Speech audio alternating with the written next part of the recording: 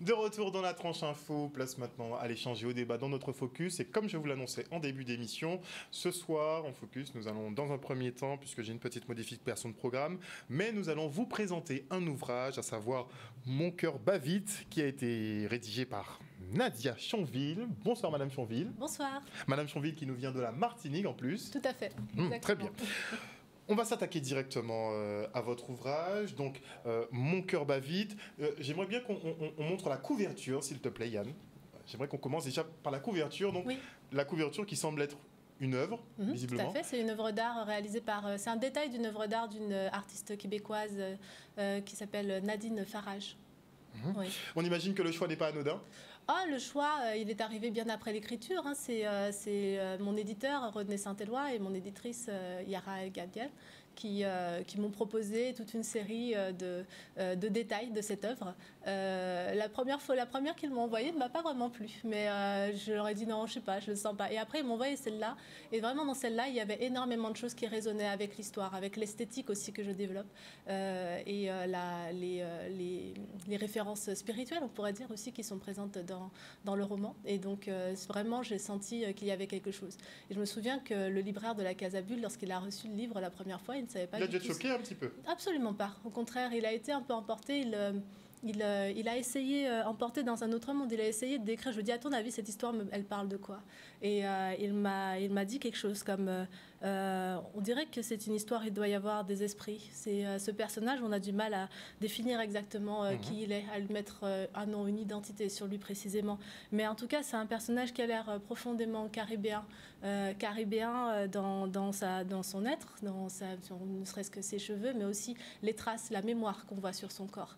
Il y avait quelque chose à la fois de marin, quelque chose comme on imagine peut-être quelqu'un qui plonge au fond de l'océan, comme tout ce peuple qu'on a laissé au fond des mers, et en même temps aussi la présence d'esprit, de gens qui sont partis mais qui sont toujours là.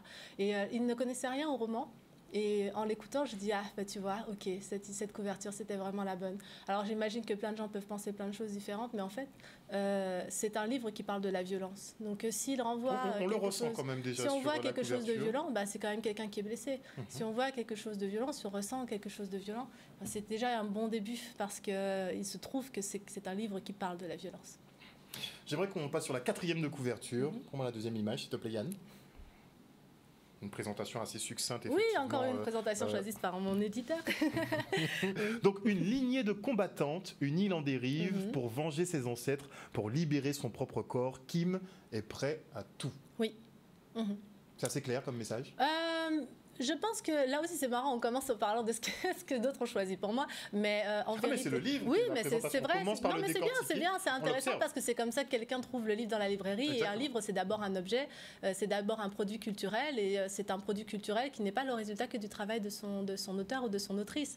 Et c'est toute une équipe qui produit un livre. Et l'éditeur Mémoire d'Encrier, c'est une maison d'édition qui publie beaucoup d'auteurs des diasporas, notamment caribéennes. Et on a beaucoup débattu de ce résumé, donc ça me fait toujours sourire, parce que moi c'est pas forcément comme ça que je raconterais cette histoire, mais en tout cas il savait que cette histoire-là allait parler à beaucoup de monde de cette manière. Et moi maintenant, peut-être que cette histoire-là, ce qu'il écrit sur ce résumé-là, ça résonne pas mal avec l'histoire que je suis en train d'écrire en ce moment, la question d'une lignée de femmes, une lignée de combattantes. C'est marrant parce que ça me fait toujours sourire, parce que quand il m'a dit le résumé, je dis ouais, c'est un peu ça, mais quand même c'est pas que ça. Et finalement le roman que je suis en train d'écrire maintenant, peut-être que c'est que ça. Ouais. En attendant effectivement qu'il soit finalisé, il faut déjà apprécier effectivement celui-ci. Donc Mon cœur bat vite. Si vous deviez résumer votre création. Mon cœur bat vite, c'est un roman qui raconte l'histoire d'une femme, Edith. Edith cherche à savoir pourquoi son frère est devenu un assassin. C'est une histoire qui parle d'un individu, mais qui parle aussi de nos sociétés caribéennes et des problèmes auxquels nous pouvons être confrontés, même aujourd'hui encore. Lorsque j'ai commencé à l'écrire, ça faisait déjà pas mal d'années que, comme beaucoup d'autres personnes, je pense depuis 2009 et même après, lors de d'autres événements, on était quand même très inquiets du fait que les colères que connaissent nos peuples et qui sont des colères légitimes n'étaient pas entendues, ou alors on leur donnait une réponse comme, vous savez, quand vous avez un gamin qui vient dans vos pattes pendant que vous êtes dans une conversation entre adultes à pleurnicher sur quelque chose, il dit oui, c'est bien, va jouer plus loin. Et donc il y a quelque chose de très infantilisant dans la façon dont on nous traite, et dont on nous traite collectivement, mais dont on traite aussi les colères et les souffrances des individus, dans une famille ou dans un groupe d'amis. Et donc du coup, quand on n'écoute pas la colère, quand on n'écoute pas la souffrance, quand on la méprise, quand on l'infantilise, eh bien ça n'empêche pas la colère de grandir, de se développer. Et si on ne fait rien, un adolescent, après, quand on ne l'a pas écouté, qu'est-ce qu'il va faire? Il va peut-être essayer de se blesser, de se faire à soi-même quelque chose de tellement grave qu'il ne pourra qu'attirer l'attention de ses parents. J'ai l'impression que vous parlez de la Martinique maintenant. Je crois qu'on parle des deux. C'est-à-dire que quand j'écris cette histoire, je parle des violences interpersonnelles, je parle de ces silences, en fait. Des silences entretenus. Les silences entretenus au sein de nos familles. Quand on parle des violences, on parle aussi notamment de l'inceste, des violences réelles qui sont construites, qui sont aussi d'une certaine façon l'héritage de nos histoires. La violence dans nos sociétés, et notamment la violence patriarcale et les violences sexuelles et sexistes, ce sont de grands silences, des silences que nous entretenons et dans lesquels la violence se reproduit. Et d'une manière aussi, c'est ce qu'on appelle une mine dans un abîme, c'est-à-dire qu'il y a le problème individuel et il y a aussi le problème collectif. Et collectivement aussi, nous avons et nous entretenons des silences. On entretient en fait nos silences en ne nous écoutant pas et en infantilisant notre parole. Donc le livre, on peut le penser des deux manières. Mais des deux manières, l'inquiétude ultime, c'est à la fois que quelqu'un puisse en venir à devenir violent, c'est vrai, mais aussi qu'on puisse même en venir à se faire du mal à soi-même. C'est-à-dire, moi, ce qui me fait paniquer, c'est de me dire que si on ne trouve pas de solution dans les cadres individuels comme dans les cadres collectifs, si on n'est pas capable de prendre soin les uns des autres, eh bien, il y a un risque suicidaire. Il y a le risque en fait qu'on en vienne à des stratégies suicidaires. Et ça, c'est une angoisse. Alors moi, je suis sociologue, j'agis sur mon monde à ma manière, de diverses manières, aussi de manière scientifique, mais parfois, je suis confrontée à des sujets, ça ne m'empêche pas de réfléchir dessus de façon scientifique par ailleurs, mais parfois, je suis confrontée à des sujets auxquels je ne trouve pas de réponse. Et ça me donne de véritables angoisses. Et ces angoisses-là, comme je ne peux pas y apporter une véritable réponse que les chiffres démontrent, quelque chose comme ça, j'écris cette histoire, je la donne à tout le monde. Et je me dis que ce n'est pas moi toute seule qui vais y répondre. Il faut parfois, face à des questions très complexes, apporter des réponses compliquées. Quand on apporte une réponse simple à une question compliquée, on vote pour l'extrême droite. On arrive juste dans un système fasciste. Moi, je crois que quand il y a des questions compliquées, il faut leur apporter des réponses compliquées. Et pour ça, ce n'est pas moi toute seule, c'est nous tous ensemble. Donc moi, j'apporte mon livre, je dis à tout le monde, voilà, j'ai une question à poser sur le silence. J'ai une question à poser sur la colère. J'ai peut-être une question aussi à poser sur la violence. Posons-nous cette question tous et toutes ensemble. Et toute notre intelligence collective va peut-être nous aider à apporter des solutions novatrices qui nous permettront de prendre soin de chacun et chacune d'entre nous et de nous tous aussi et toutes ensemble. Est-ce que vous pensez que nous sommes prêts pour cela ? Cette introspection qui est assez douloureuse en fait. Mais je pense que nous sommes prêts pour tout parce que nous sommes un peuple extrêmement résilient. Extrêmement résilient. En fait, quand on voit tout ce que l'on a traversé et tout ce que nous traversons encore, c'est assez impressionnant de voir finalement qu'on est assez calme.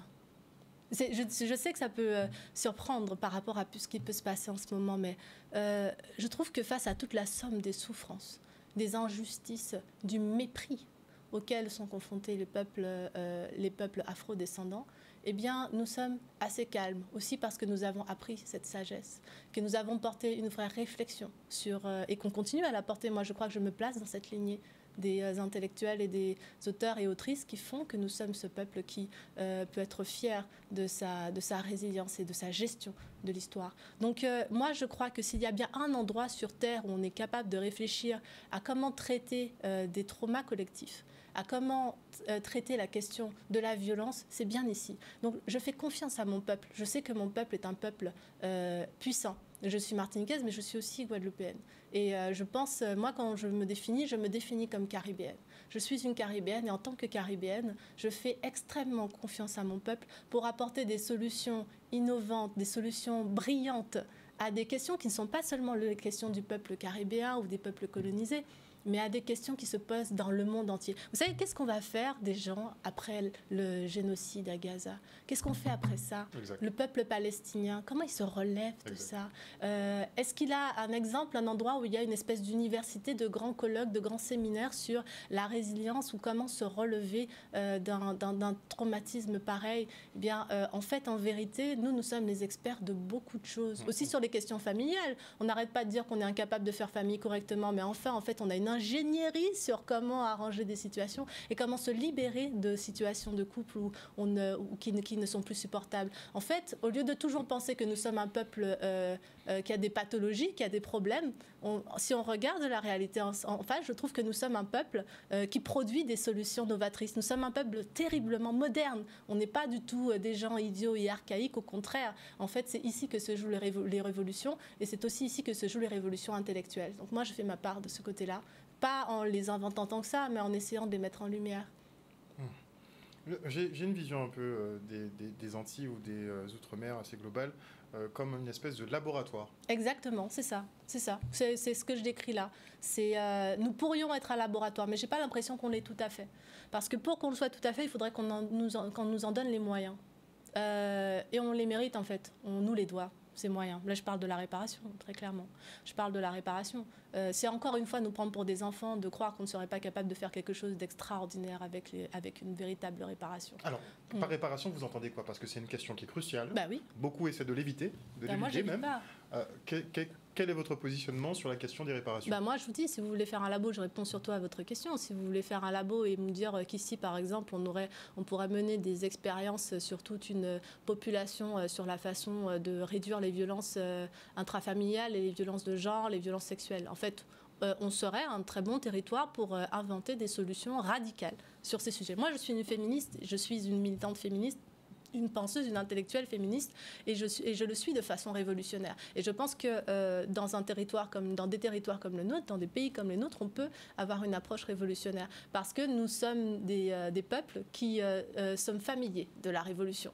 Donc on peut effectivement avoir les moyens de révolution, mais en fait, il faut avoir les moyens. Il faut beaucoup de moyens. Donc pour renverser des systèmes. Financière. Des réparations financières pour financer des fondations et des moyens pour transformer la société. Et puis aussi pour nous soigner. Les fondations seront suffisantes. Mais aussi pour nous soigner, parce que mine de rien, toutes ces histoires-là nous ont apporté pas mal de maladies. Quand on parle de tous les trucs, tous les éléments psychologiques et psychiatriques qui finalement nous amènent à une reproduction de la violence, c'est un premier point. Il faudrait créer des centres pour pouvoir nous soigner individuellement et collectivement et prendre soin de nous, de notre santé, de notre corps, de notre esprit. Et puis, parallèlement, il faut aussi de la réparation pour réparer le système économique et faire des systèmes économiques où la répartition des richesses est plus juste et de façon durable et concrète.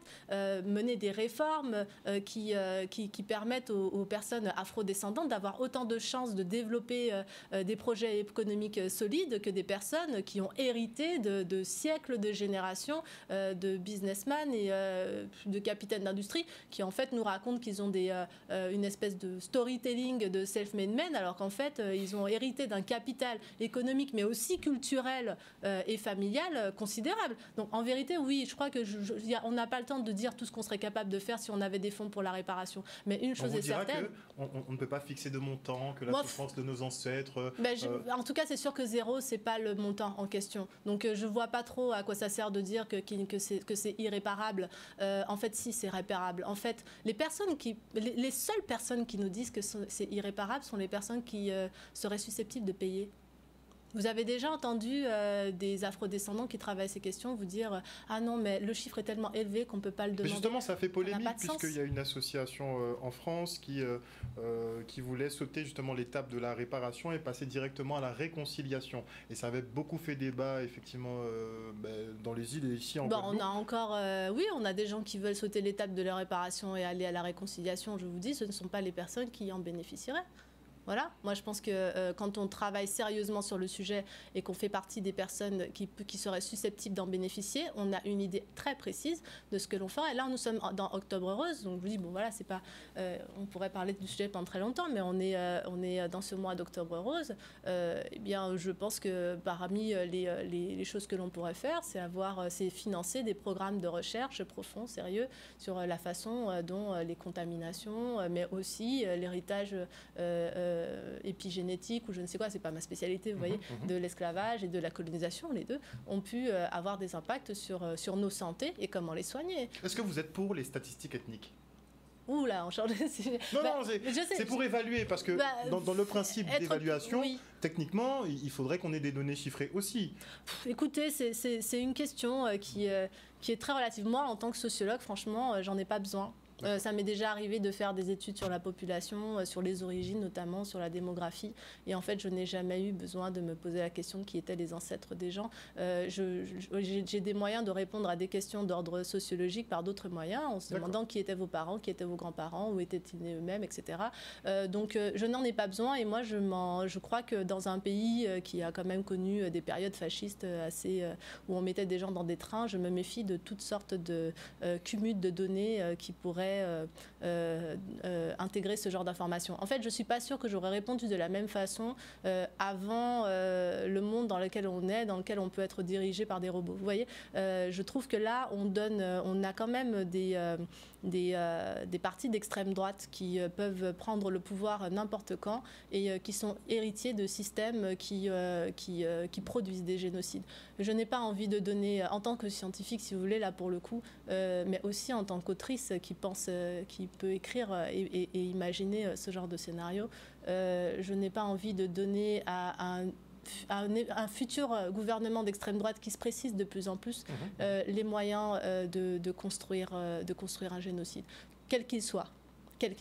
Donc, vu que ce n'est pas nécessaire à obtenir des résultats intellectuels ou scientifiques, c'est plus une sorte de fantasme. Je n'en vois pas l'utilité, mais je vois comment ça pourrait être utile à nos ennemis. Donc, en l'état actuel des choses, je ne suis pas pour. Mais si on me prouve que ça pourrait apporter un bienfait exceptionnel à l'humanité de nous mettre à en faire, pourquoi pas ? Mais là, franchement, en l'état actuel, non, je ne vois pas. En tout cas, vous avez sorti votre ouvrage, Mon cœur bat vite. C'était en 2023. Et c'est bien le fait qu'on ait 300 et quelques euros qui nous séparent de billets d'avion et pas mal de problèmes qu'on connaît bien sur la continuité territoriale, qui fait que finalement, on ne le connaît pas trop ici, ce roman. Il a beaucoup voyagé, il se porte plutôt bien. Il y a des lycéens en Guadeloupe qui l'ont lu parce qu'il était sélectionné pour le prix Carbet des lycéens, exactement. Mais en tout cas, je suis contente de le présenter. Mais je suis ici, il faut quand même que je le dise avant de vous quitter, que c'est à l'invitation des pacotilleuses d'art et d'histoire. C'est une association menée par Malika Belloni. Et je suis ici en résidence jusqu'au 6 novembre. Donc s'il y a des structures, des gens qui ont envie de me rencontrer, ce sera avec grand plaisir, parce que je n'ai pas souvent l'occasion d'être en Guadeloupe. Moi, je vis en Martinique. Mais je suis ici en résidence d'écriture. Et je suis très reconnaissante aussi du festival Vent d'en Vue et de toutes les organisations qui m'ont permis de revenir un peu chez moi aussi. En tout cas, merci beaucoup Nadia Chonville, je le rappelle, autrice de Mon cœur bat vite, qui est disponible en librairie. Qui est disponible en librairie. Tous découvrir. Vous traitez donc de la colère et du silence. Oui. Et j'invite effectivement les téléspectateurs à découvrir cet ouvrage, mais aussi venir à votre rencontre pour échanger avec vous. Vous m'avez l'air d'avoir des points de vue assez intéressants. Des avis assez tranchés aussi parfois, mais très intéressant. Oui, il le faut. Merci encore. On se quitte pour une petite page de publicité et on revient avec nos invités en plateau, à savoir le Airprac Martinique.